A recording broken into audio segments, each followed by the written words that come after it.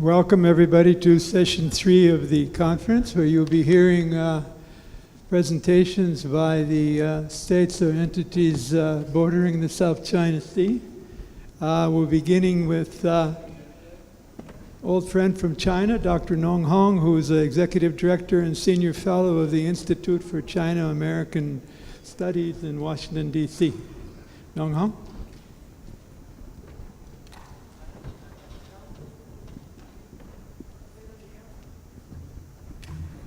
Good afternoon, everyone. And I would like to, by joining other colleagues, thanking organizers for having me back in Da Nang for the second time. And given the 12 minutes, I think I'm going to have my full paper, the draft paper in the binder. So I'm going to address directly on the 2 questions that was raised by the organizer, asking all the claimant states, through the speakers, to address 2 issues. One is what are the policy and what are the claims of the country that we represent, and also what is the policy and also point of view, how we view the South China Sea arbitration. My task is going to focus on answering very directly these 2 questions. So first of all, I hope that you'll be able to read them. I'm going to show you by reading all the national legislation and also government paper in order to help us understand what is China's claims and what is China's policy. So let me start from the very first one. In 1958, we have the Declaration of China on the territorial sea. So it's the first time China declared it has 12 nautical miles of territorial sea. And it also mentioned the applicability of in this statement, which will include also Taiwan, Penghu, and the 4 archipelagos in the South China Sea. And it also mentioned about the baseline system, and also it actually says that the foreign and military vessels while entering into China's territorial sea does need approval from China. And then we move on to the 1992, the territorial sea and contiguous zone of China. So again, I only want to highlight those. There are many issues there, but I want to pick out the most relevant and most controversial issue on this law. So again, it mentions that foreign ships for non-military purpose will enjoy innocent passage in China's territorial sea, but in terms of foreign ships for military purpose, it does require approval. And then for the foreign submarines and other underwater vehicles, it actually required to navigate on the surface and show the flags.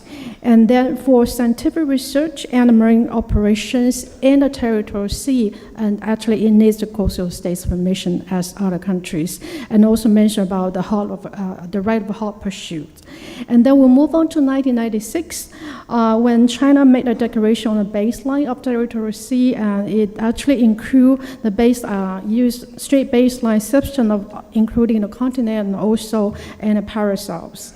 And then in 1996, China passed a decision from the Standing Committee of the National People's Congress and the Peoples of China on the ratification of Laws Conventions. So it's first time it mentioned in this declaration that China is entitled to claim EEZ and continental shelf, and it mentioned about the equitable principle in terms of maritime delimitation, and again, it mentioned about a foreign military vessel does need approval when entering China's territorial sea. And then we move on to 1998, the law of China on exclusive economic zone and then continental shelf, and again, emphasized entitled to EEZ, continental shelf, equitable principle, and also it mentioned that the EEZ regime and the continental regime does not affect China's claim on the historical rights. And then in 2006, China made the declaration under Article 298 of UNCLOS, excluding the 3 categories of issues of dispute from third-party compulsory dispute settlement mechanisms, including maritime delimitation, historical issues, and also including military activities and certain types of law enforcement. And then we have this, the most recent one is the one issue in July 2016, right after the arbitration award about the statement of China on its territory sovereignty and maritime rights inherent in the South China Sea. So it emphasized where are the geographic scope in China's claim in the South China Sea, and mentioned about those principles that actually not China rely on claiming the sovereignty of the 4 archipelagos, including discovering, naming, exploring, exploiting, exercise sovereignty and jurisdiction, and also recover and resume. And it also lists all the national legislation that I just mentioned to you, and then again talk about historical rights, and also emphasize the freedom of navigation override are very important for China. This is those are the documents I try to elaborate. So to summarize, to understand China's claim, it's very important to understand the 3 categories of claims. First of all, it claims territory over those 4 archipelagos within the Chinese U-shaped line based on territory acquisition of customary international law. And then it also claimed maritime regimes based on Love Sea Conventions, including territorial sea and Continuity Zone, EEZ, and Continental Shelf as well. And then very important to understand, in addition to the maritime regime of UNCLOS, China also claims certain historical rights pre-existed before 1982 convention governed by customary international law. So to summarize, in order to answer the organizer's question, I think it's very important to understand that China's claims and policy remain unchanged. However, what has been changed the approach to solving or managing the disputes. For instance, from 1970 or 80, and China talking a lot about bilateral negotiation, but from late 1990s to the 21st century, China is more open or more willingness to be engaged in many of the multilateral regimes. So, for instance, citing an example of participation in the DOC, and also very actively and engaging in a lot of multilateral cooperation regimes. And what has been changed in Tan's approach, I think China is now acknowledge the fact that even though it does not like the word internationalization, but it has to amid the fact that the South China Sea has been internationalized. So this is, I want to emphasize what has been changed in terms of China's approach. So the second question that was posed to us is to understand China's reaction to the South China Sea arbitration. I think it's well understood from all this year's conference, and China does not accept and does not participate in the arbitration. Those arguments was issued in parallel with the different step of procedural arbitration tribunal. For instance, the policy paper in December 2016, it just happened before the procedure under number 3 of the arbitration tribunal, and emphasize why China does not believe or question about jurisdiction or admissibility of a tribunal. And then the second document is the statement of China on the award on jurisdiction and admissibility. That's responding to the October 30, 2015 award from the tribunal. And then forget about number 3, it's redundant. And number 4, the statement from the MFA about China on settling disputes between China and the Philippines, the South China Sea, through bilateral negotiation. That happened in June 2016. And then on the same day as the award was rendered, and China also made a statement on China's territorial sovereignty and maritime rights and interests in the South China Sea. And another very important one is the statement of PRC, particularly on the award of July 12, 2016. And then the last one I would like to share with you is the State Council's information of China adherence to the position of settling through negotiation the relevant dispute between China and Philippines. Those documents and actually help us understand why China has been very coherent and also responding to the arbitration tribunal.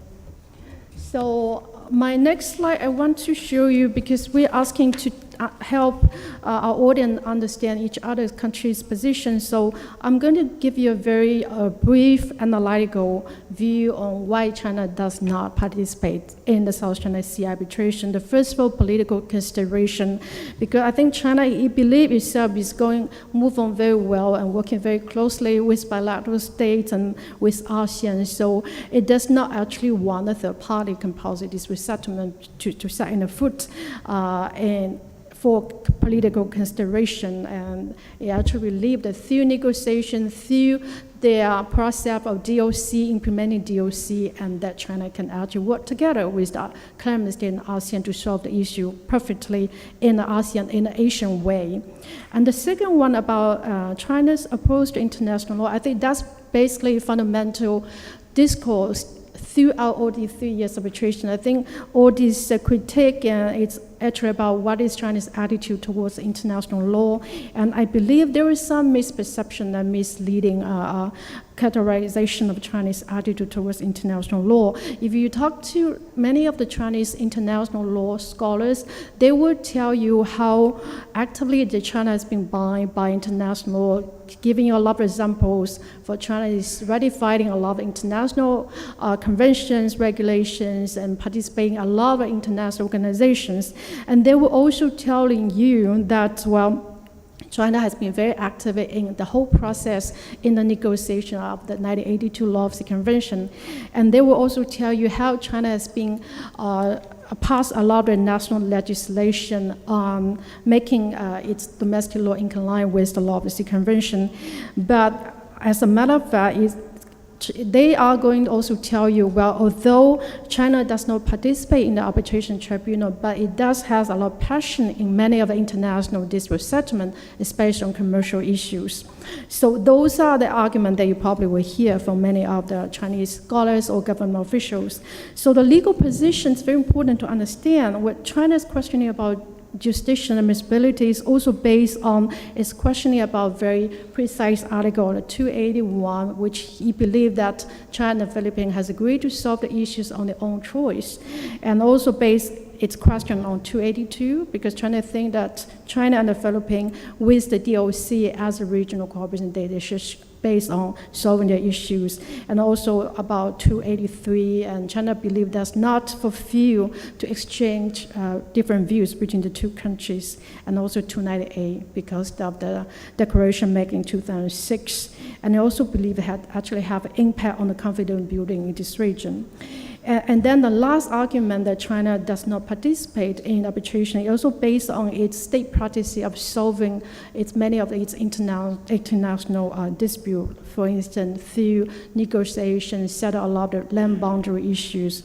And with Vietnam, we have first maritime delimitation line in the Gulf of Tonkin. So this is the Chinese policy choice. And then these slides I want to discuss with you. Those are the questions that I keep thinking when I study. I've been following very closely with the arbitration tribunal. I think the first question I can't keep raising is, what does the South China Sea arbitration mean for the legal order of the sea? Well, it's true that the arbitration does not actually help to address the real issue between China and the Philippines. But I have to admit that this award does give a lot of motivation for China and Philippines, and also for the whole ASEAN to move forward on a lot of negotiation, especially if we want to consider the progress of COC. And the second question is, what does the arbitration clause imply for Article 298? Because a lot of the countries, they actually base this article to make sure they are not brought to a third-party mechanisms for many of the sensitive issues such as sovereignty and maritime limitation, but with a low bar of the Article 298, and it actually raised a question about what is the legal doctrine implication for the development of Article 298. And another question is, what is the future for Article 287? So I believe when I read the consequence, the order of the 287, the four regimes, starting with the Law of Sea, International Tribunal for the Law of the Sea, and then and then ICJ and arbitration, space arbitration. But in the future, we might see more and more cases going to arbitration instead of going to ICAS, because simply because country, they have a lot of freedom to choose the arbitrator, and I think it's less time costly than other like ICJ and ICAS. And another question I want to raise is also about what does this case tell about China's future choice when it comes to solving its disputes. I think there was no like universal answer, and this time or this arbitration with the Philippines and China took a position of no participation, but it does not close the door, I believe, in the future, given the fact that if the dispute has if we want to go to a court tribunal, and that has to be based on state consent. So I think this question leaves open door for China's future choice. And the first one, my last slide, I want to show, I did a little study because a lot of legal critique referring to about the compliance of China on arbitration tribunals. So I did a statistic study, and at least all of the previous cases that the states refused to comply with the arbitration or award or judgment. And then after comparing, I think the conclusion that I draw from the comparison is, well, first of all, the Annex 7 UNCLOS does not incorporate the arbitration award into domestic law, so it does not provide a mechanism to compare the enforcement of Annex 7 award. So in comparing, I think I tend to come to the conclusion in an increasing number of cases, a party who refuse either to appear or to participate in the stage of proceedings, they're likely less willing to comply with or accept the court arbitration's judgment or award. And another conclusion, the dispute involving land boundaries and a history of armed conflict received the lowest level of compliance. And I also point to the legal doctrine supporting the refusal of the enforcement, including excessive power or corruption of the member of the tribunal, and also serious departure from the fundamental rule of procedure. It does not imply those doctrine apply in this case, but just to show you when we talk about the compliance, there's a lot of legal issues that we need to also consider. Well, thank you very much.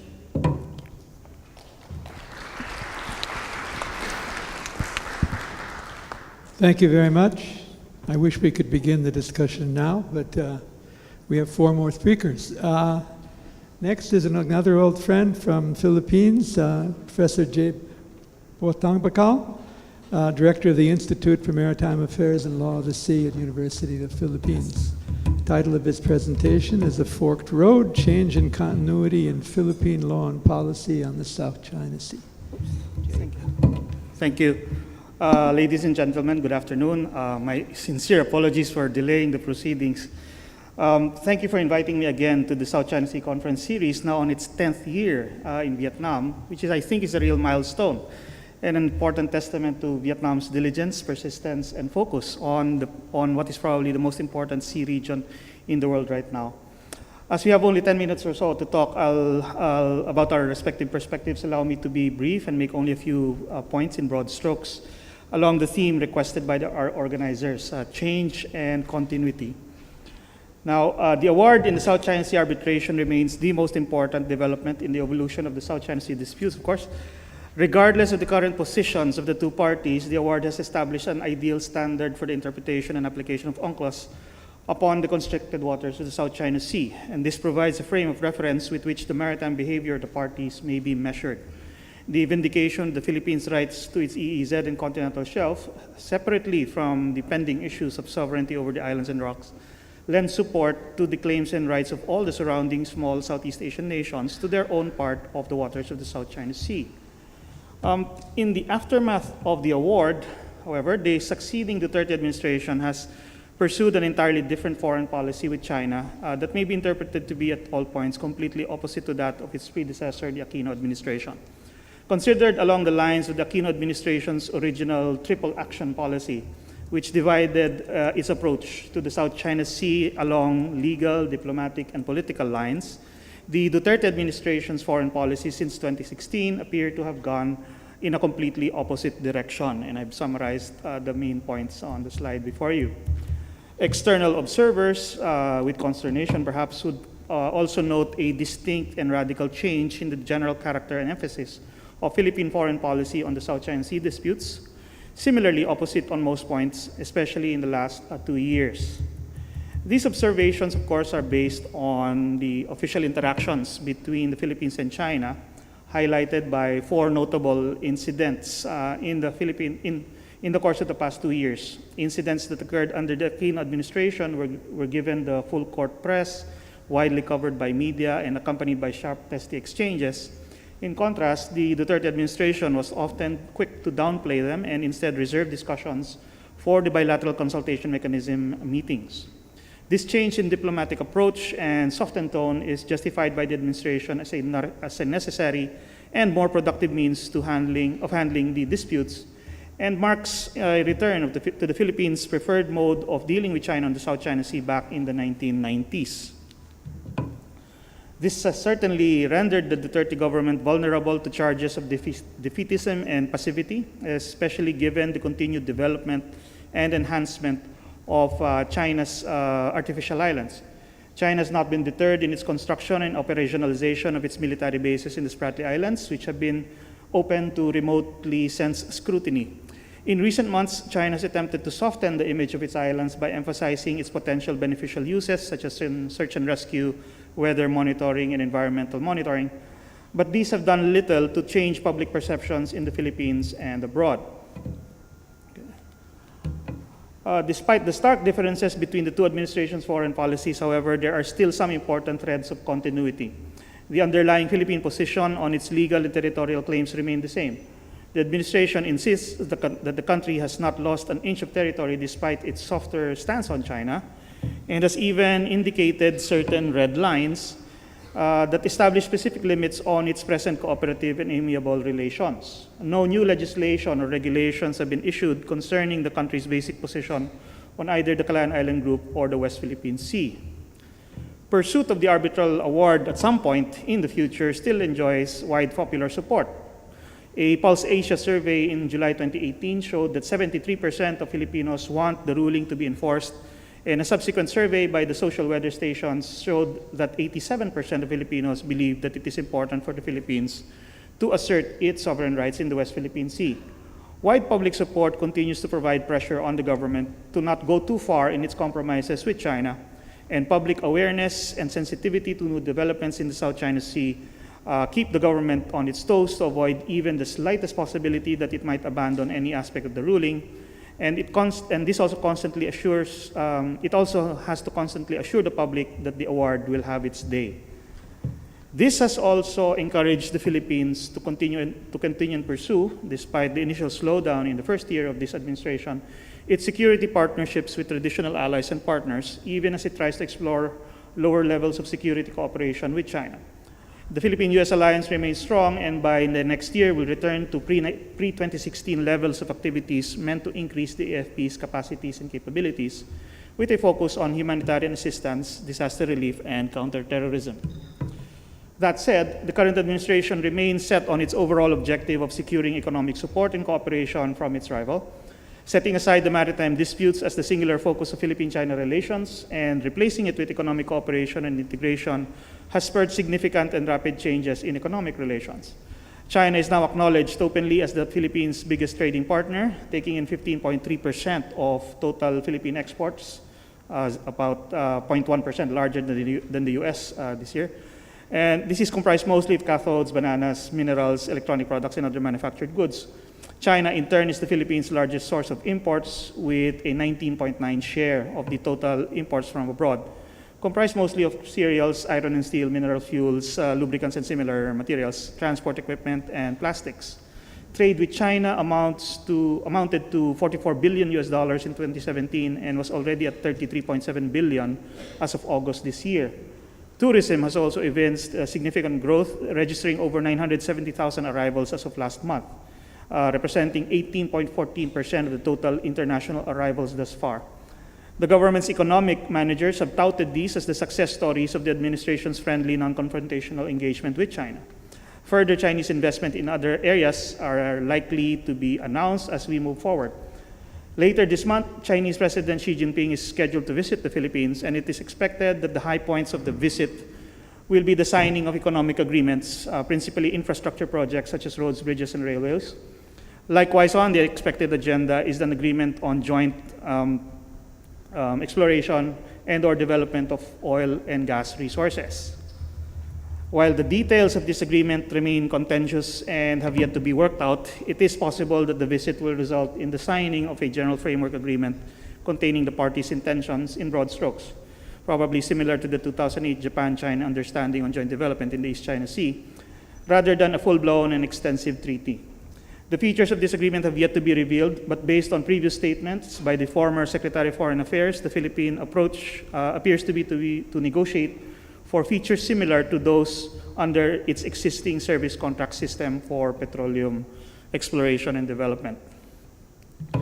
Public reaction to increasing economic cooperation, however, is laden with skepticism. Based on the latest polls among foreign countries, China is still the least trusted among Filipinos. Fears of a debt trap and unavoidable accusations that such economic initiatives are made in exchange for the country's territorial and jurisdictional claims quickly bubble up to the surface. Delays in the implementation of the $24 billion worth of projects promised in 2016 have been attributed to compliance with due diligence requirements for foreign-assisted projects meant to prevent a debt trap. The increased presence and visibility of Chinese tourists, as well as workers involved in Chinese offshore online gambling businesses, apparently a major Chinese export industry, are already beginning to prompt an unhealthy backlash from the citizenry themselves. Thus, despite all its efforts, the Duterte administration has not yet succeeded in convincing the skeptical public of the wisdom of economic partnership with China, and therefore this will remain a source of potential policy instability in the future. Changes in Philippine foreign policy on the South China Sea disputes have successfully dialed down the tensions and present an image of amity and stability in public, but the soft approach has done nothing to mitigate China's continued expansion of its military and strategic operations in the Spratlys and continue to instigate incidents concerning resource use or military activities. So the potential for resurgence remains just beneath the surface. And even as Philippines and China try to contain incidents through bilateral mechanisms, the Philippines has had to quietly turn back on to its traditional allies and friends in order to resume security cooperation as an insurance against potentially more aggressive or more assertive Chinese behavior. So continuity of the security relationship in the background of increasing economic partnership will likely be another source of persistent tensions and debates among policymakers. Philippine economic managers, convinced of the economic opportunities and fortunes in the Chinese market, seek to integrate the country more closely into China's overseas economic network and take advantage of the technological and financial resources available through development assistance. But the security sector, on the other hand, chafes at the potential risks these also represent to national sovereignty and territory, allowing China access and control of critical infrastructure such as telecommunications, muted resistance to China's actions in the Spratly Islands, and how to properly respond to them remain contentious topics for debate within the administration and the public as well. So again, these are likely to remain possible policy breakers in the future, especially in a post-Duterte administration, if ever there is one. To conclude, the modicum of stability and amity in Philippine-China maritime disputes remain precariously balanced as of today. Inherent tensions between economic cooperation, the preferred priority of China and the current administration's leadership, vis-a-vis territorial and jurisdictional security, the constant undercurrent of Philippine concerns over the West Philippine Sea, present a continuing challenge to the Philippine government's approach and efforts to manage these disputes. Each major policy decision is a forked road, shall we say, between these goals, and the overall roadmap for maximizing the benefits remains hazy and unpredictable in the long term. The upcoming visit of Xi Jinping will be a major event and opportunity for the two countries to engage in maximum optical embellishment, but the substantial content will be publicly scrutinized and contested for some time to come. For now, at least, a modus vivendi apparently has been reached between the two rivals to this contentious maritime area. Whether it is going to be a lasting arrangement, however, remains to be seen. Thank you very much.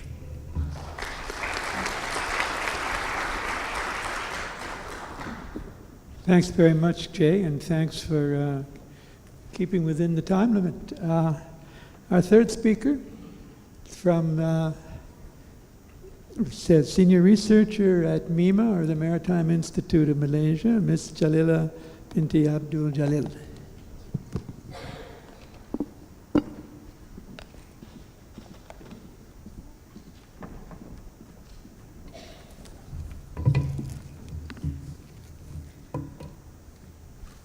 Okay, I'll start my presentation on the title because this is, I have a specific topic that I will cover.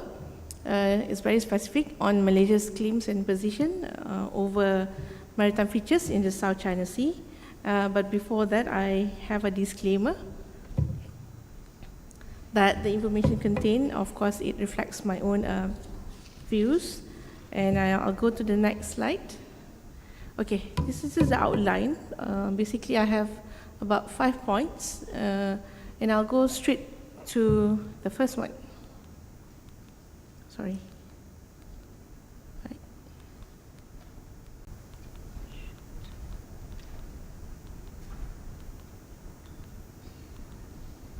Right.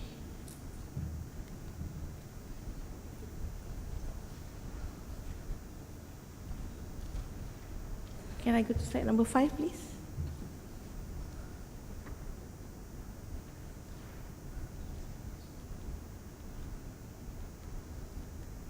Yes, I'll start from here. So if one were to look at the aerial view of the South China Sea when we are on board flight, it looks normal. It's just the land and the sea without any other names. And it's less contentious when we were to look from this perspective.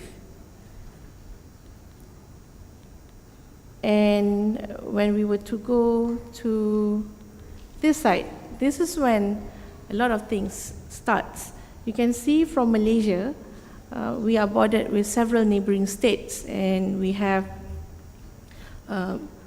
Thailand, Singapore, we have on the other side, we have, of course, Vietnam, and then we have Indonesia, we also have China, and Philippines, and Brunei. And this is when the issue starts. Now go to the next slide. As we go more micro on the issue, you can see a lot of the definition on Article 121 and Article 123 applies when you talk about features.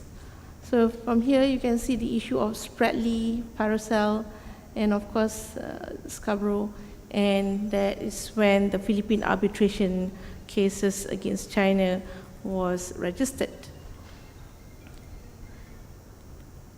In relation to Malaysia, this is the map of 1979 on sheet number 2, talking about Malaysia's claim in the South China Sea on the Sabah Sarawak area. So this is basically where the maximum line is the red color of Malaysia's continental shelf. And I'll start with the issue pertaining to Malaysia's claim, the justification of it, that the 1979 map encapsulated Malaysia's claim, located under the Malaysia's Peta Baru 1979. The map was actually drawn based on back then, the 1958 Geneva Convention, several bilateral treaties which Malaysia have entered into with its neighbors, and of course, customary international law where it gives the inherent right for a state to claim its maritime zone. Of course, Malaysia's claim in the South China Sea is based on the fact that the features are part of its continental shelf, and therefore Malaysia is entitled to its extended continental shelf based on the natural prolongation of the continental shelf. I relate to the case of the North Sea continental shelf because this is Malaysia claim based on that particular jurisprudence. And therefore, Malaysia's claims respective zone, namely Territorial Sea, EEZ, and continental shelf within the area. So I'll go to the next one.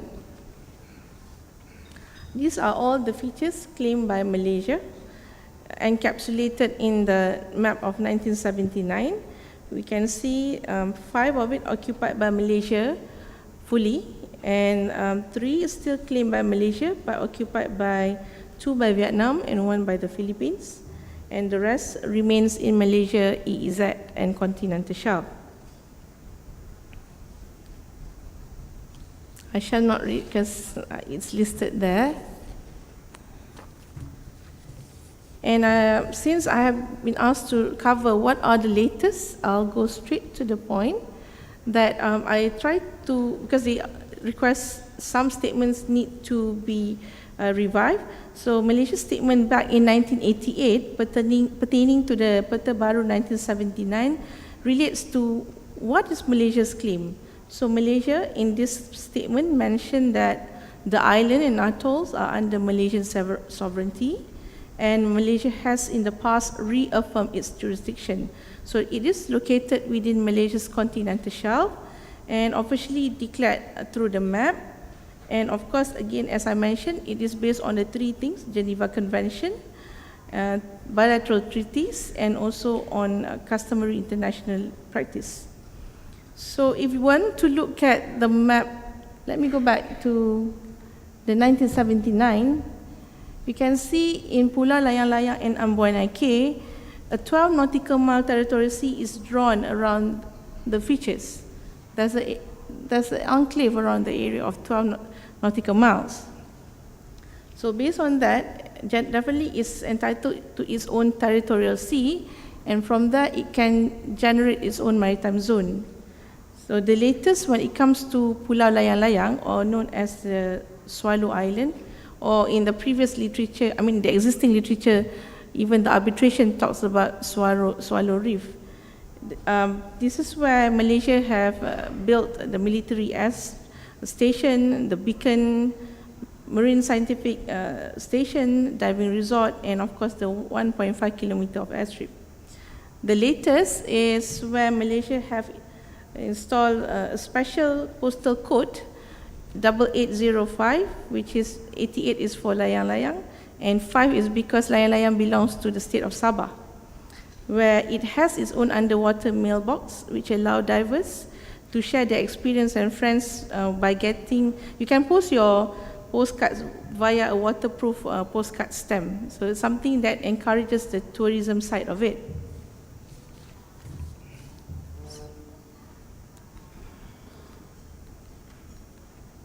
So this is how it looks like, the deep sea postbox, launched in 2016.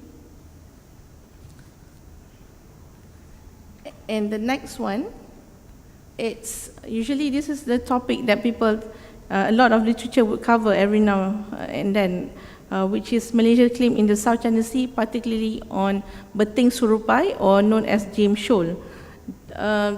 James Shoal is a feature permanently 22 meters underwater, located in Malaysian waters. It is about 63 nautical miles of Batongbacal on Sarawak coast, and of course it is within the 200 nautical miles of Malaysia. Bear in mind that after the Philippine arbitration, that it stated that if it's a low tide elevation and permanently submerged feature, it is not capable of being appropriated. Since it is within Malaysia's water, definitely it belongs to Malaysian, and therefore not subject to sovereignty claim by any other state, and it is because it is a permanently submerged feature, and therefore it cannot be appropriated. And the next is the Malaysia's claim in the South China Sea pertaining to Gugusan Beting Patinggi Ali, or also known as the Laconia Shoal. The features is located 80 nautical miles from one of the features, Tanjung Baram, Sarawak, within Malaysia's EEZ and continental shelf. Because it is within the 200, therefore the shoals are within Malaysian rights as set by the international law. And I quote the statement by our Foreign Minister of Foreign Affairs, Datuk Sri Anifah Aman, when he talks about this issue back in November 2015. And of course, there was incident in 2015 with a Chinese vessel, and he came up with a statement explaining the situation in Laconia. And based on other literature as well, on other features claimed by Malaysia, that Malaysia, when it comes to Terumbu Laya, Dallas Reef, Terumbu Ubi, Ardisia Reef, and also summit features of James Shoal and the Laconia, North Laconia and South Laconia, or known as Gugusan Beting Raja Jarum and Beting Patinggi Ali. These are all submerged feature, and hence it is not subject to being appropriated as it is generated from the rise of Malaysia's continental shelf. And what about, because Malaysia is now under the current administration, so what about the current position of Malaysia in the South China Sea? I quote a few here. Let me start with the latest, which Tun Mahathir, when he attended the BBC Hard Talk program in UK, he mentioned that when it comes to South China Sea, this is what Malaysia's position is, that Malaysia policy is not to have any battleship or warship in the South China Sea in the region, as this will escalate into armed conflict and subsequently war if vessels are stationed in this area, because this is to avoid some tension and skirmishes.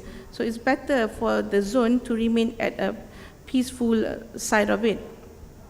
And the second statement that I would like to quote, it's pertaining to the joint statement between, this is during Tun Mahathir's visit to China, the joint statement between the government of Republic of China and the government of Malaysia on the 20th of August 2018 in Beijing, where paragraph 13 really spelled out the two countries' understanding on the issue pertaining to South China Sea. And I quote here, firstly, that the importance of upholding the peace, security, and stability, as well as safety and freedom of navigation in the South China Sea.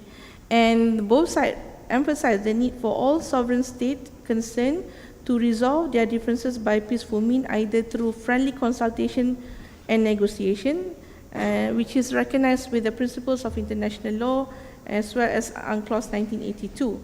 And of course, to also exercise the concept of self-restraint encapsulated in the DOC, and that to avoid more complication or escalation in the South China Sea. And both sides will work full and effective towards the implementation of the DOC and encourage on the consultation of the COC to see that it should be concluded as soon as possible. And the next position, back in June 2018, again, the Prime Minister, during the interview with South China Morning Post, maintained this particular word, that Malaysia will maintain its present and retain the features that are within her claims in the South China Sea, meaning that whichever features that Malaysia have occupied, Malaysia will be there and will also retain the features as long as it is within Malaysia's EEZ and continental shelf. And the next statement would be when the visit between Malaysia to Japan is on June 12, that both countries agreed to keep Straits of Malacca and South China Sea free for navigation. Again, the key word here is navigation. And I quote, one of the words used by Tun Mahathir was that we agreed that we should keep the Straits of Malacca and South China Sea for navigation for all countries. So he reiterated the statement twice in the interview. So the importance of freedom of navigation is of course important in the South China Sea, including the position of Malaysia. And this is his earlier remarks or statement, the moment he helmed the position as the Prime Minister of Malaysia. The first statement he came with is that in relation to the South China Sea and Straits of Malacca, again, he preferred if there were no warship within the waters within these two choke points, which is South China Sea and Straits of Malacca. And this statement came immediately after the weekly cabinet meeting on the 8th of June 2018. So this is the Malaysian claims and position when it comes to South China Sea. And I'll now would like to address the issue of Malaysia extended continental shelf. This is the defined area where the red line is. This is the chronology that I have listed, but I don't have time. So I'm just going to go to this bit where in the location of the defined area, there is one particular feature known as the Quaternion Reef, and in the Philippine arbitration, it is mentioned about Philippine submission number 7 on Quaternion Reef is that it does not generate entitlement to EEZ or continental shelf, and therefore it relates to, again, the issue of features of whether it can generate maritime zone or otherwise. And also, when it comes to the Malaysia-Vietnam joint submission, at the moment, because it has been deferred, I would like to make a suggestion. Maybe Malaysia and Vietnam could explore, secure a ruling under Annex 7, which is arbitration. So Malaysia and Vietnam could consider this option. And also, like any other cases, which is between Bangladesh, India, and Nicaragua, where the countries have sought for legal means, where this is evident based on the Bangladesh-Myanmar in the Bay of Bengal, as well as Nicaragua, where they requested, and Bangladesh-India, where they requested the arbitrators to delimit their area beyond 200 nautical miles, which is the extended continental shelf. Perhaps these are the options that Malaysia could consider. And finally, I conclude that based on the Philippine arbitration, usually the norm that we only listen on low tide elevation, island and rocks in 1982 of UNCLOS, but with the coming of the Philippine arbitration decision, it has created a lot of thoughts that there are new interpretations as well as country, for Malaysia especially, we need to inventorize back all our claims in the South China Sea. And with that, I thank you.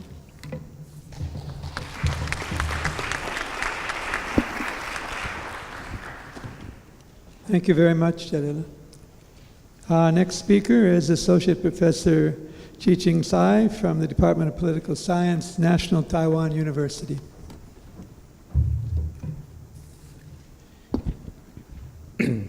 Thank you, Professor Beckman. And this is Chi-ting Tsai from National Taiwan University in Taiwan.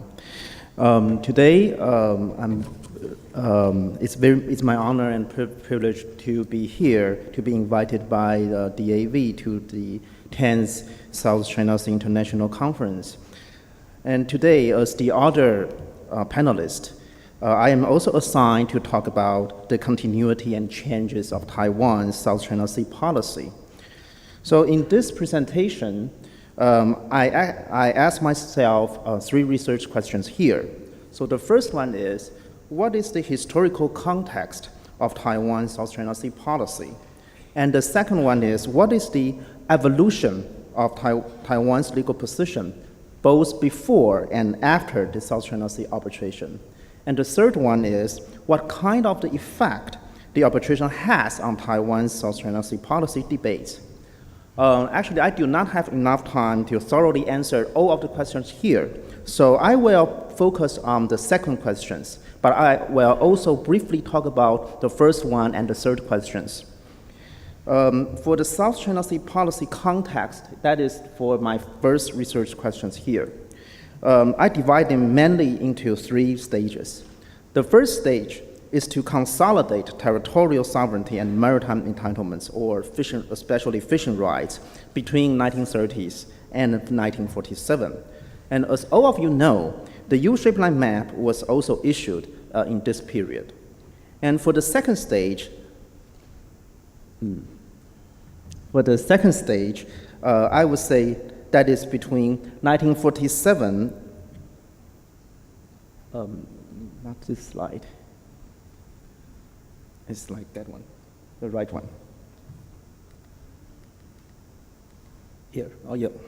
So for the second stage, I would say that is between 1947 and year 2000. And the main features in this period, I think, is our domestic struggle between the history and the contemporary. So for example, in 1993, South China Sea Policy Guidelines, its preamble did mention historical waters. But during the legislative process of enacting 1998 law on the territorial sea and the contiguous zone, after a fiercely debate, our Congress in the end decided not to incorporate historical waters in that law. And for the third stage, all of the administrations in Taiwan Chen Shui-bian administration, Ma Ying-jeou administration, and the Tsai Ing-wen administrations have to face the challenge of China's rise in a more democratized Taiwanese society. So during the Chen Shui-bian administration, I think the most important event is his suspension of the South China Sea policy guidelines, which I think arguably discontinued the historical waters claims in the South China Sea. And during the Ma and the Tsai administration, both presidents faced the challenges of the South China Sea arbitration. And for Ma, President Ma, he has been pressured to clarify the legal meaning of the U-shaped line. And for President Tsai, she has to decide whether to accept the result of the arbitration or not. And because Ma and Tsai's attitudes toward the arbitration is the most important part to answer my second research questions. Here, I begin to move on to the second one.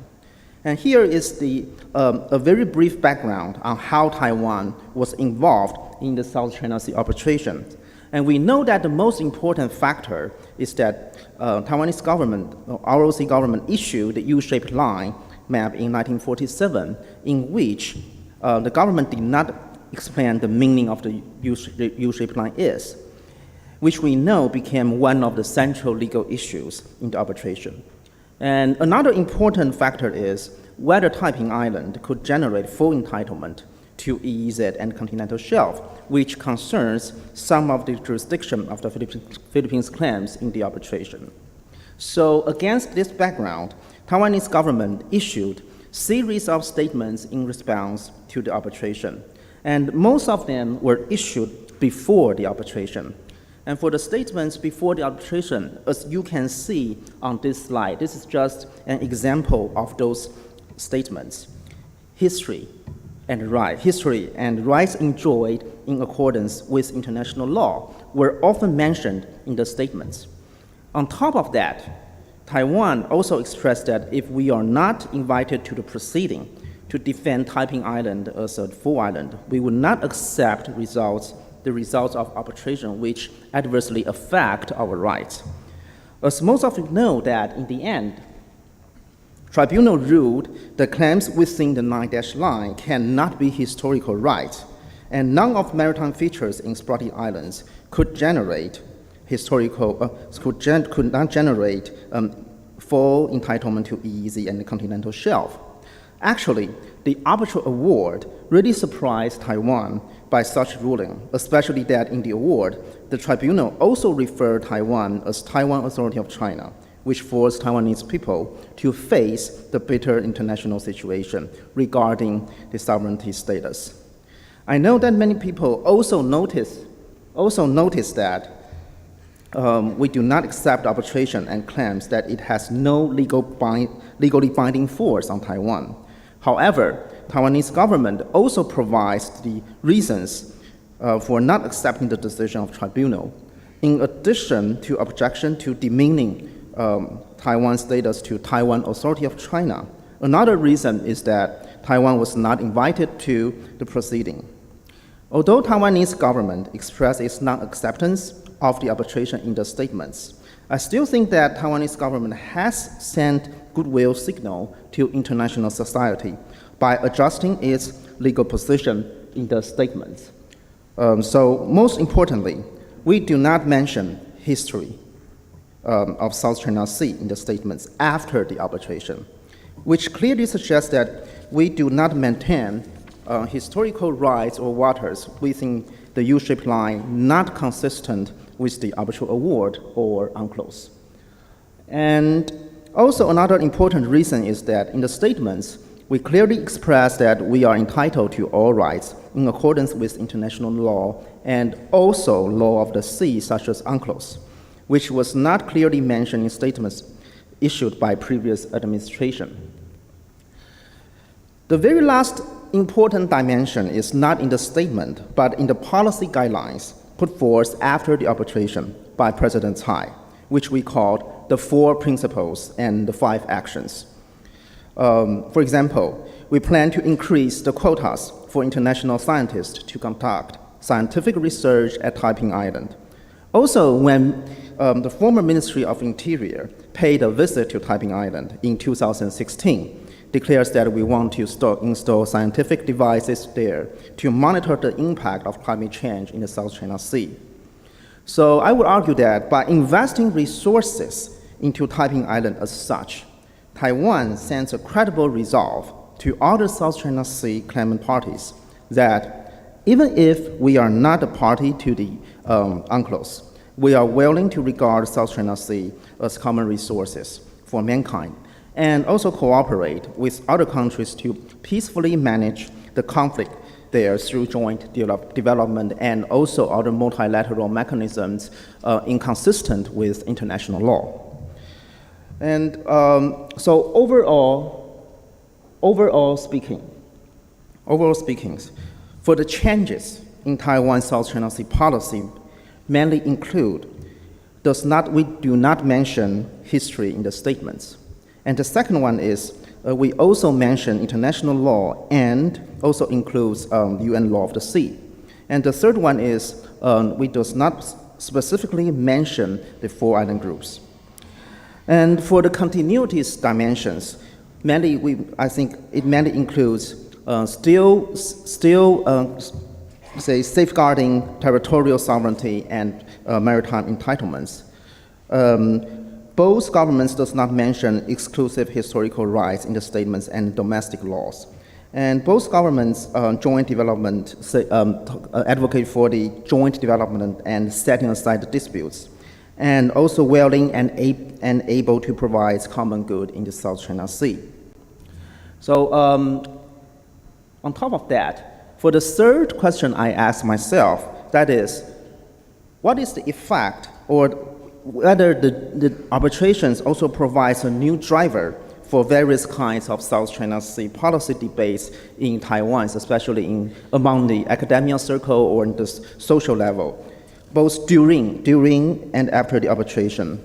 So for example, whether we should accept the arbitration or not, and whether we should abandon the U-shaped line or not, whether we should clearly clarify the meaning of the U-shaped line or not. And on top of the U-shaped line issue, we also discuss about whether we should declare territorial sea-based line at Taiping Island or even declare the scope of EEZ in the South China Sea. But I have to be clear that this is just a debate among the academia circles, but not in the governments. But from the government standpoint, since status quo policy is the main policy orientation for President Tsai, so if any issue, especially if any issues concern China, I think that most of these new South China Sea policy potential options might not be really adopted in the short term, but they will be kept debating among academia. And also at last, I want to emphasize why Taiwan should be included in various regional mechanisms inconsistent with the international law based on 3 reasons. First of all, Taiwan has mainly complied with international law of the sea in practice after the arbitration. And the second reason is that Taiwan also supports to manage and resolve the disputes in a multilateral way inconsistent with international law. And the third one is Taiwan also has enough capacity to provide public goods in the South China Sea. So my takeaway message is simple. The first one is Taiwan's legal position is mainly gradually shifting toward UN law of the sea and consistent with the arbitral award in practice by not mentioning history in the South China Sea. And also the 4 principles and the 5 actions issued by President Tsai sent a clear signal to international society that we are willing to regard South China Sea as the common resources for mankind and to manage the conflict in multilateral mechanisms. And the last one is, because of Taiwan's compliance with international law and capacity to cooperate with countries regarding non-traditional security subject matters, various regional mechanisms should also include Taiwan into them. And thank you for your attention.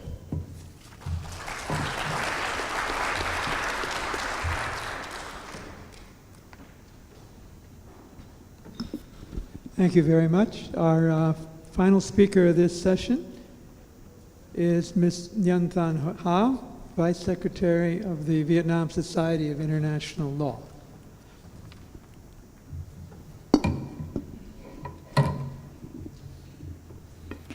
Good afternoon.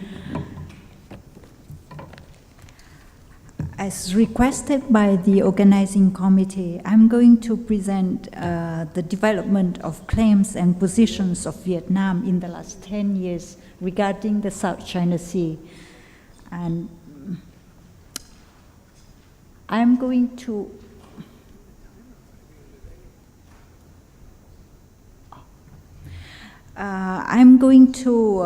talk about development as reflected in the Vietnamese legislation, and then as reflected in the diplomatic documents and statements.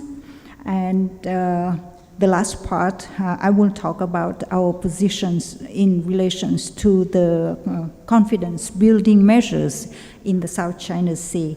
And finally, I will go into some concluding remarks.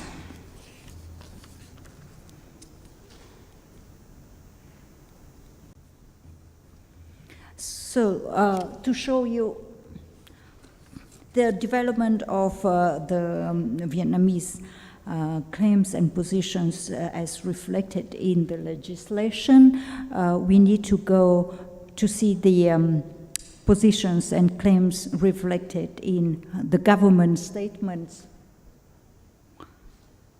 in 1977 and in 1982. The statement in 1977 delineated the territorial sea of 12 nautical miles, an EEZ and continental shelf of 200 nautical miles. It also reaffirmed our sovereignty over the Paracels and Spratly archipelagos. The statement claimed that the Paracel and Spratly archipelagos would have territorial sea, EEZ, and continental shelf of their own. In the statement, difference concerning maritime zones to be settled through negotiation only, under international law and practices. And with the government statement in 1982, the Straits baseline for the continental territory was publicized, and you can see the red line on the map.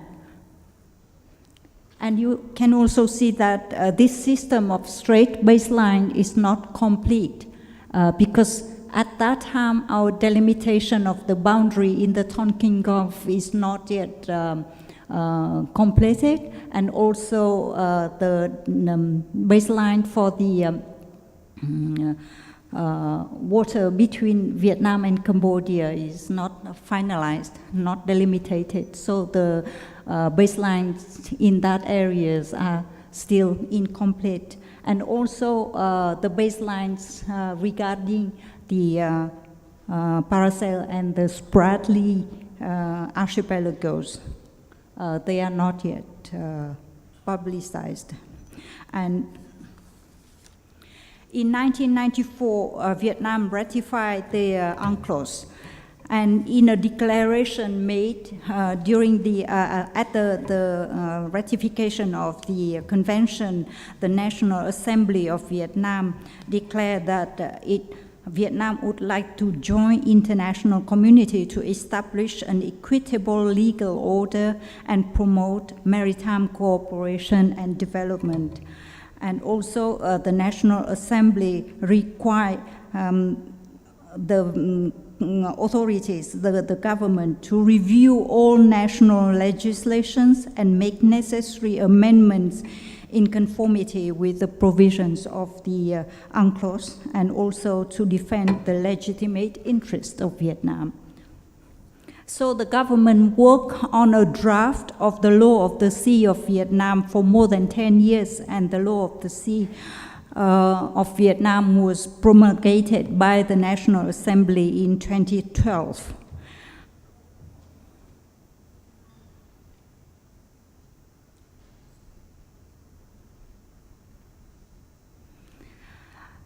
The law of the sea of Vietnam of 2012 delineates the maritime zones in conformity with the provision of the UN Convention on the Law of the Sea.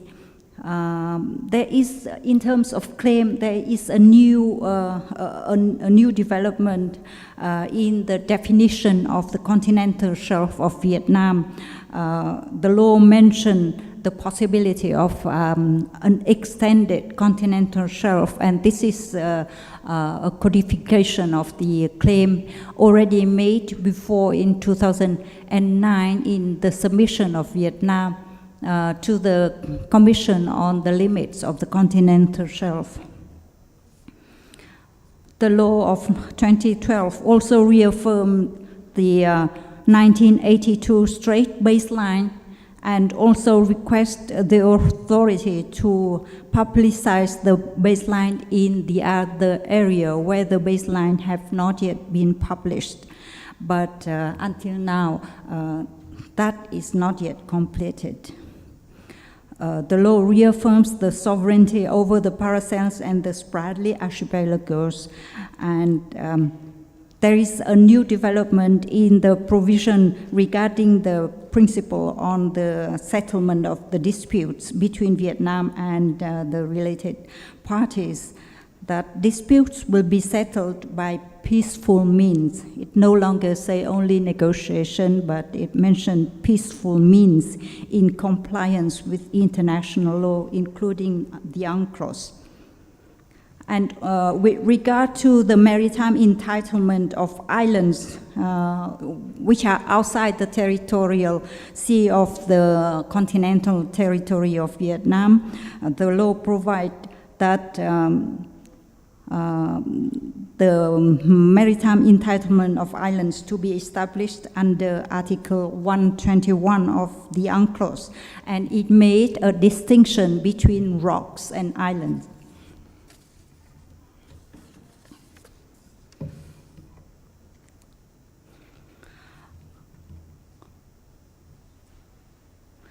Now, in 2009, in reaction to the submissions of the extended continental shelf limit of Vietnam and the joint submission between Vietnam and Malaysia to the CLCS, China sent a note to the Secretary General of the UN, officially publicized the 9-line map and claimed sovereignty over all islands and the adjacent waters, and sovereign rights and jurisdiction over the waters and the seabed and the subsoil in the relevant waters. And then in 2011, China sent another note, reaffirmed the claims in the 2009 note, and also claimed full maritime entitlement, including territorial sea, EEZ, and continental shelf around the Spratly Islands. So this is an important event, and in response to this event, Vietnam also sent a note to the Secretary General of the UN, 2 notes.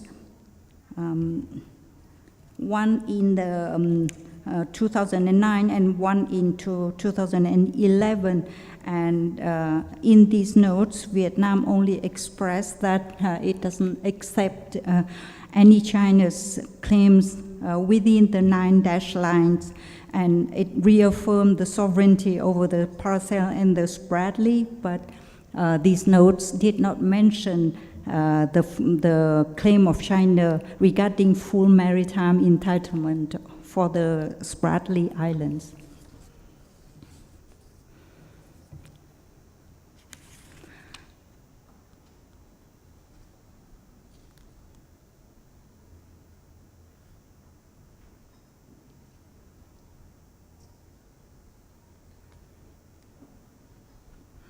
I'll forego this.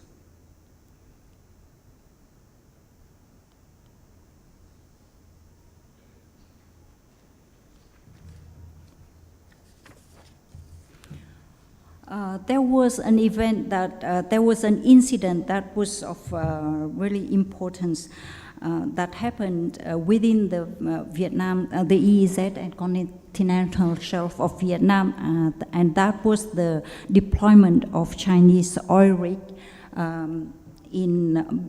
from May to July in 2014. I mentioned this event because this event resulted in intense standoff between the government service coast and Coast Guard vessels of two sides on the sea, and it also resulted in 20 meetings between the Vietnamese and the Chinese authorities of different level. And also Vietnam sent 6 letters to the UN Secretary General regarding this event.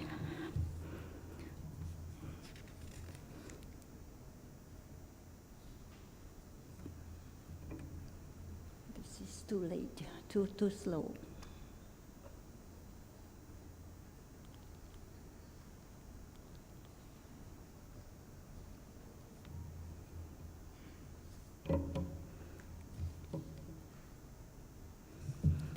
And what should be noted in those letters sent by Vietnam to the UN is that Vietnam claimed that the oil rig was operating within the EEZ and continental shelf of Vietnam. It's so slow.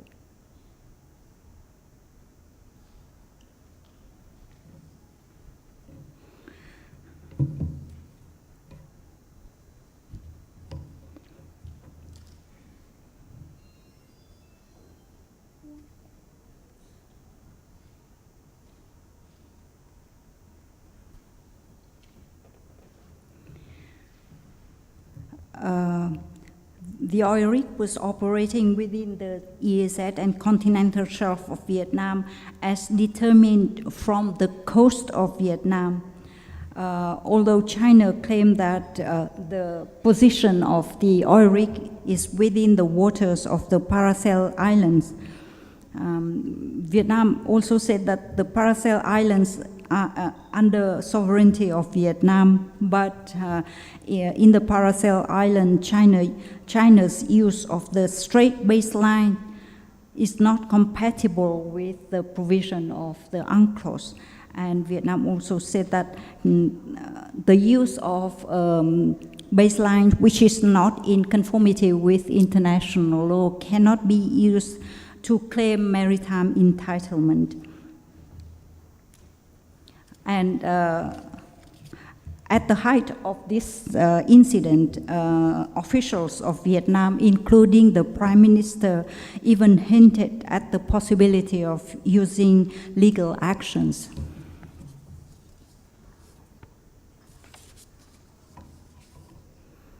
Now,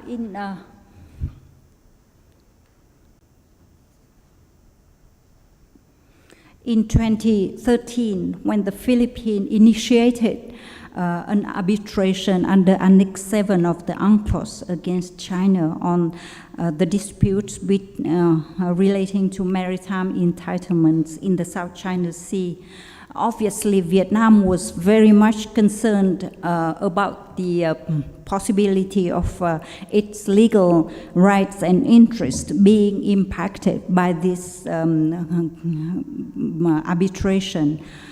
There was a lot of discussion among experts and officials in Vietnam at that time on how Vietnam should react to protect its legal rights and interests. People talk about the possibility of taking part in the arbitration as a direct party or intervene as a third party. But then the government decided to send a statement by the Foreign Ministry of Vietnam to the arbitral tribunal. The statement was sent on the 5th of December 2014, and it brought up several important points. in this statement, Vietnam supported the dispute settlement procedures under UNCLOS. It affirmed that the tribunal has jurisdiction regarding the disputes brought to the tribunal. And Vietnam expresses its hope that the decision of the tribunal could clarify the legal positions and of the direct parties in the case and also of the third interested parties.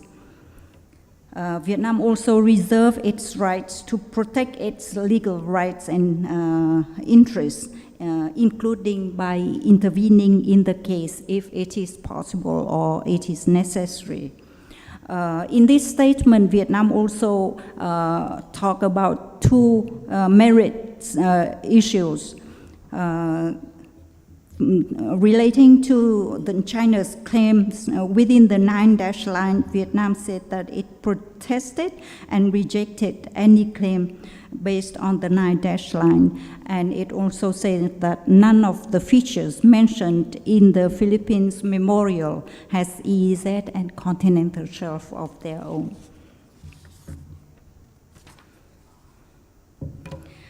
And in July 2016, when the tribunal delivered its award, final award, the spokesperson of the Foreign Ministry of Vietnam made another statement welcoming the fact that the tribunal delivered the award and promised that Vietnam would make a statement on the content of the award. But until now, there is no official comment yet. The statement said that Vietnam supported the settlement of disputes in the South China Sea by peaceful means under international law, including UN, the UNCLOS. And the spokesperson reaffirmed the sovereignty over the Paracel and the Spratly archipelagos, and he also said that he reaffirmed the legal rights and interests relating to their features. So there is a distinction between the sovereignty over the archipelagos and the legal rights and interests relating to the features.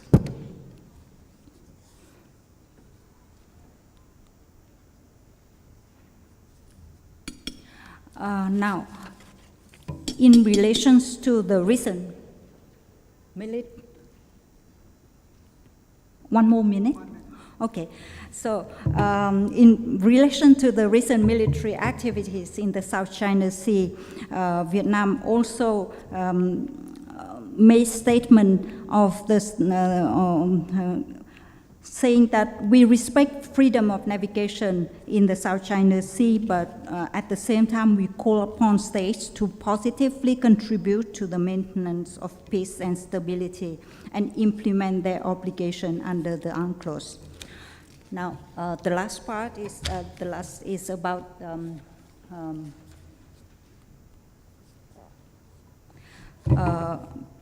relating to the CBMs in the South China Sea. Vietnam has always been supportive of the actions of the activities of the ASEAN in trying to discuss the to implement the DOC, and also in relation to the negotiation of the COC.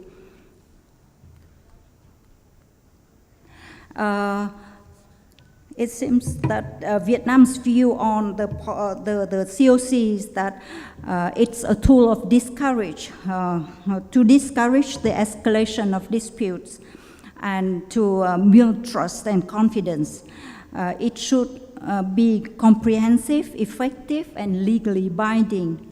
It should retain all the objectives, principles stated in the DOC, and it should contain clear sets of rules of what should be done and what should not be done, and it should contain effective mechanisms and procedures allowing states to express their consent to the COC and to enforce the implementation of the COC.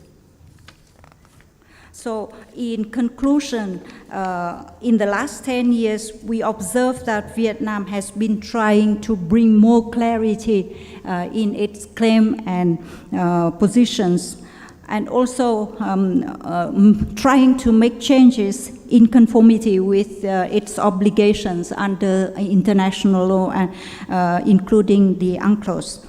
Vietnam also tried very hard to increase cooperation in keeping peace and stability in this in the South China Sea. Thank you.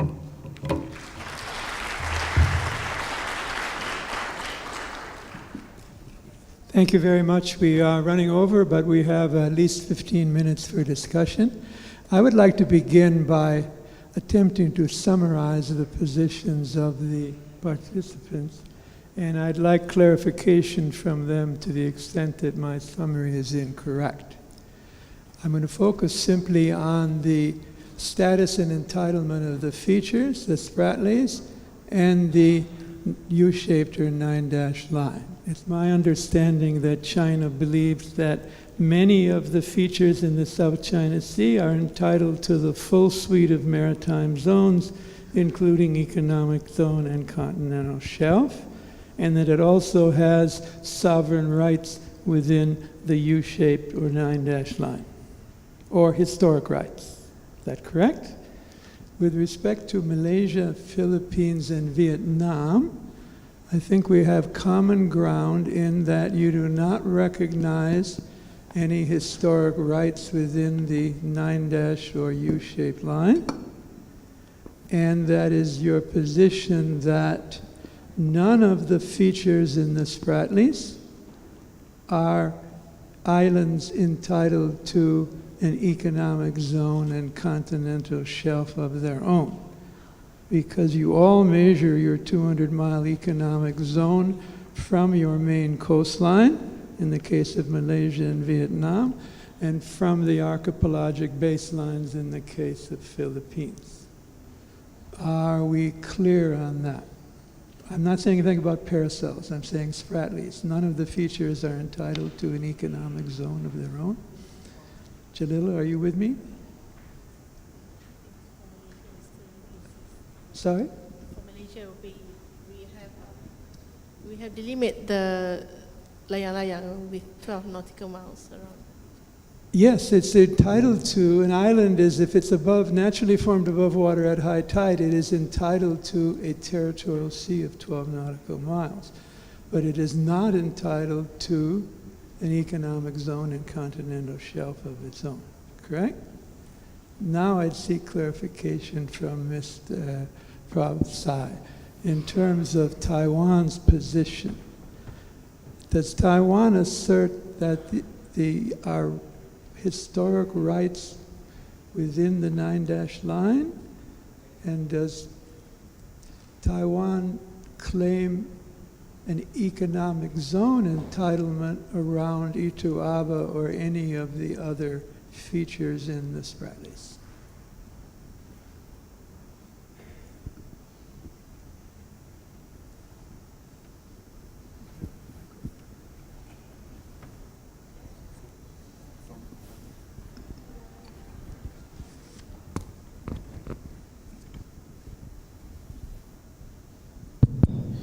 Okay, thank you for Professor Beckman's questions. So the first one is whether we still claim historical rights, right?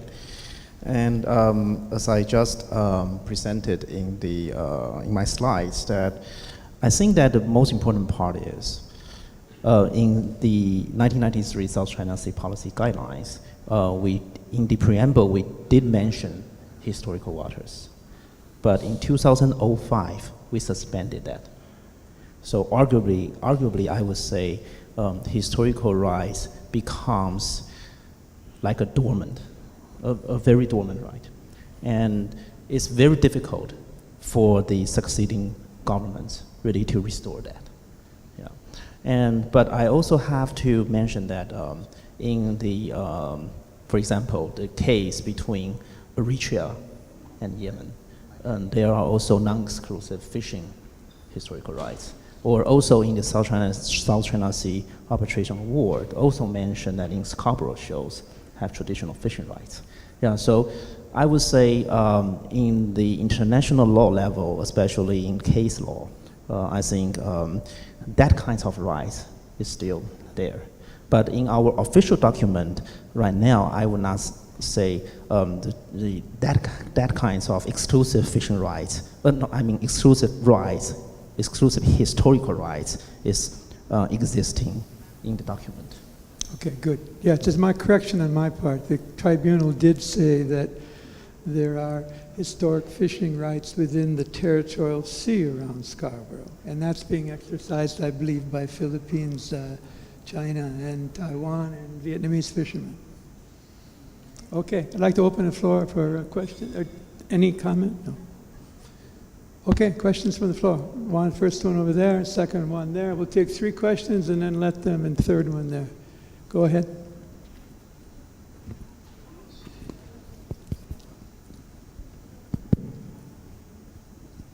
Thank you, Pierre Klein. I'm a professor at the University of Brussels in Belgium, and my question is for the first speaker.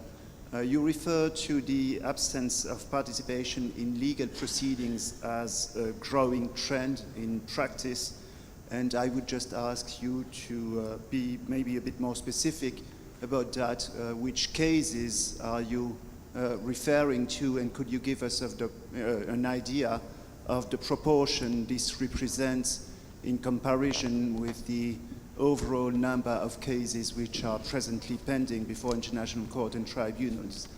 And in the same spirit, you gave us a rather impressive list of cases where states had not complied with decisions of international court and tribunals dating back to 1907, if I'm right, and including cases before the Permanent Court of International Justice. And here again, maybe just to give us an idea of the proportion this represents in comparison with the overall number of cases which have been decided by those international court and tribunals over the same period. Thank you.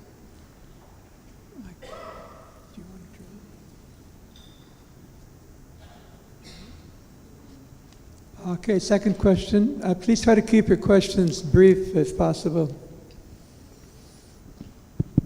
Oh, thank you. I have a small question which goes to the second speaker, professor from Philippines. China and Philippines is working on the joint development negotiations, which has made some progress in recent years. And I want to know what's the role of Philippine Constitution on it. Will the Philippine Constitution be an obstacle to the joint development between China and Philippines? And if so, what is Philippines going to deal with it in order to get a better arrangement with China? Thank you. Okay. Third question. Where was our third speaker? Here. Here. And then go ahead. It's not a question, actually. I just would like to point out certain international Sorry, who legal are issues. you? And I'm pointing here. Okay, go ahead. Can I go ahead? Yes. Okay. Well, my question also relates to the much expected joint development agreement between the Philippines and China. So I was wondering whether this agreement would strengthen China's maritime and territorial claims in the areas opened for oil and gas exploration, and to some extent undermine the South China Sea Tribunal's ruling. And the reason I say that is because in practice, if the Philippines were to accept China's offer to jointly manage and share offshore natural resources to which China has evidently no entitlement, that would be a win-win in terms of economic benefits for both countries, but I have the feeling that it will be a much bigger win for China, which has no entitlement over those resources, yet it will be benefiting from their joint exploitation. Okay, we'll take one more. Stein.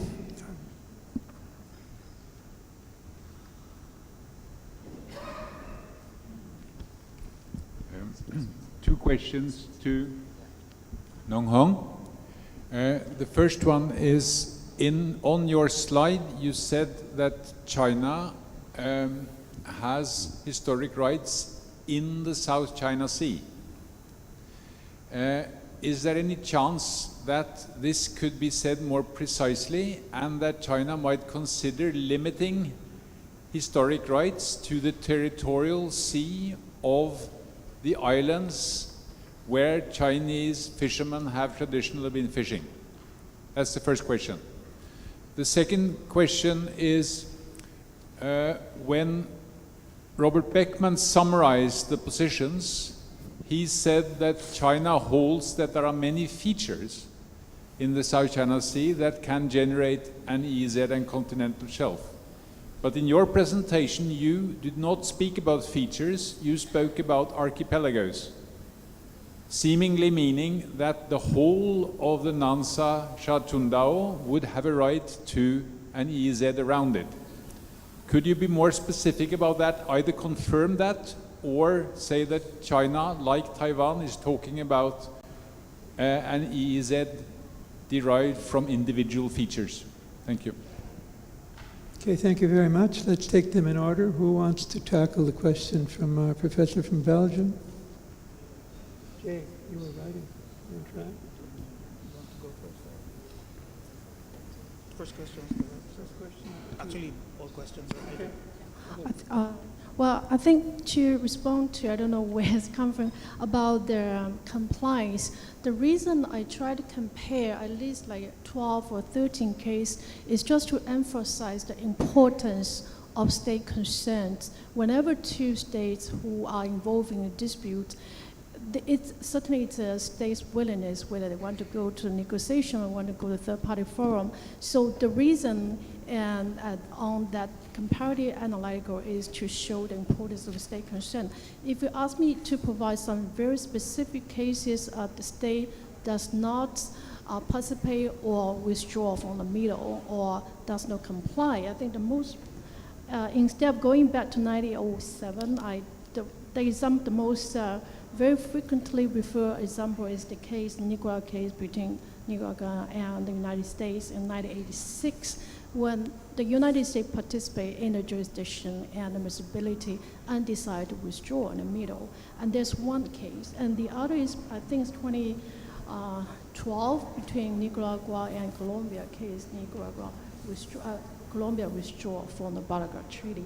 So just to emphasize that why I did this comparative study. And to Dr. Tomlinson's question, I think the first one about Professor Beckman summarized, and I did not come to argue that how many features, but I don't think there are too many, but at least there are 4 very big features in this Bartley. And according to previous scholarship for many of legal scholars in this room, they think they are entitled to EEZ and continental shelf, given the fact that they are big enough, they are able to generate economic activity, and they have happy days. But people's mind change.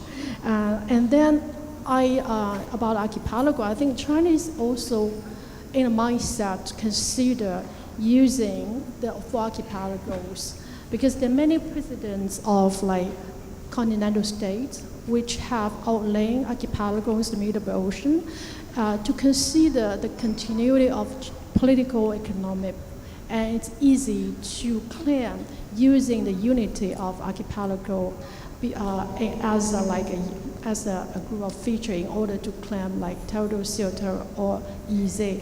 I think that's the mindset idea behind that is because you need to find a balance between coastal states which exercise sovereign rights and also balance the interests for maritime powers like who want to protect the interest of navigation. I think archipelago baseline instead of like straight baseline, I think provide a more room for the interest of navigator for maritime power who wants to exercise more freedom of navigation. So this is the mindset in China.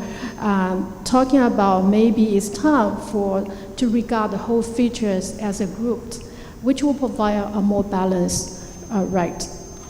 And your another question about this historical right. I think China make it quite clear that it's not only in the territorial sea, but it's also within the U-shaped line, and China thinks is enjoying historical right like fishing, but this right is not like inclusive. Extend to other countries like Philippines and Vietnam, who, if they are able to provide legal or historical evidence to show that they also have historical evidence to show that they have fishing rights there, and then it's open for open for discussion, negotiation. It does not actually limit the right to China itself.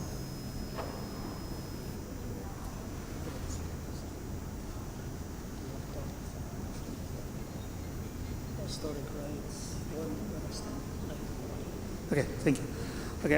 Okay, thank you. I have two questions, both on the joint development negotiations. First, on the role of the 87 constitutional provisions, is it an obstacle?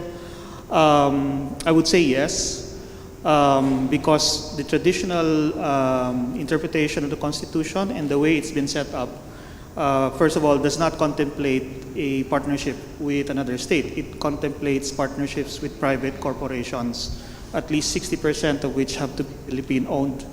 And there is also a provision on reservation of the marine wealth of the territorial sea, archipelagic waters, and exclusive economic zone exclusively to Filipino citizens or corporations. And also interpretation of the Supreme Court of these provisions indicate that it requires full control and supervision by the state of any petroleum exploration activity.